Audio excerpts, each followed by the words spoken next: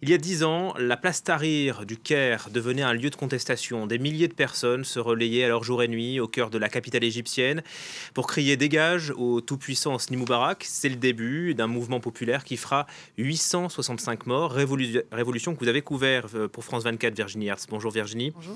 Quel souvenir vous reste-t-il ? D'une incroyable ferveur, d'une incroyable effervescence, en tout cas sur cette place Tahrir où, comme vous l'avez dit, se relayaient en permanence, nuit et jour, des personnes, beaucoup de chants révolutionnaires qui se relayaient aussi beaucoup.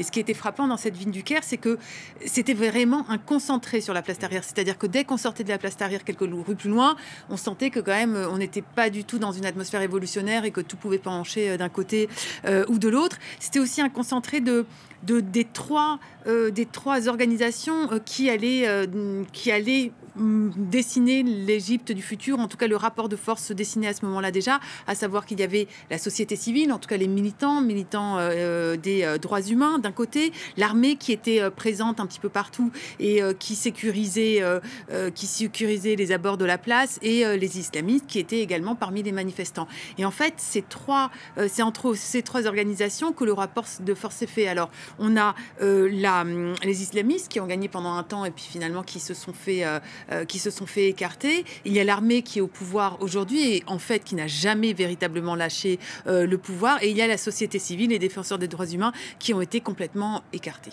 On posait la même question il y a 2 semaines pour la Tunisie. Que reste-t-il aujourd'hui de la révolution en Égypte ? Pas grand-chose. En tout cas, beaucoup de ces jeunes, en tout cas, qui avaient manifesté place Tahrir, sont soit en exil, soit en prison, soit déprimés, où ils ont abandonné le combat pour la plupart. Certains disent qu'en fait, en matière de droits humains, la situation n'a jamais été aussi pire. C'est les anciens qui disent ça.